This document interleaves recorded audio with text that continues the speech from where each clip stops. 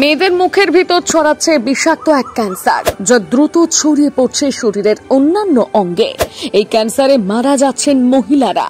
কি নাম এই ক্যান্সারের? কিভাবে বাড়ছে এই ক্যান্সারের দাপট? এই মুহূর্তে গোটা বিশ্বব্যাপী ক্যান্সার একটি ভয়ঙ্কর রোগে আক্রান্ত হয়েছেন। চিকিৎসকরা হাজারো চেষ্টা করেও এই রোগ সম্পূর্ণ নিরাময়ের কোনো রাস্তা আবিষ্কার করতে পারেননি। সম্প্রতি এই ক্যান্সার সম্পর্কে প্রকাশ্যে এসেছে একটি চাঞ্চল্যকর তথ্য।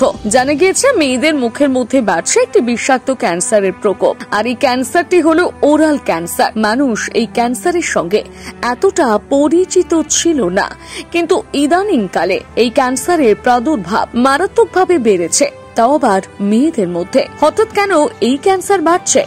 গবেষণায় উঠে এসেছে এই ক্যান্সার হওয়ার অনেকগুলো কারণ দেখা যাচ্ছে। সেগুলো হলো দীর্ঘদিন ধরে মুখের মধ্যে ঘা হওয়া, ঘন ঘন পান জর্দা খাওয়া, দাঁতের ইনফেকশন, সঙ্গীর সঙ্গে মুখের মাধ্যমে মিলন।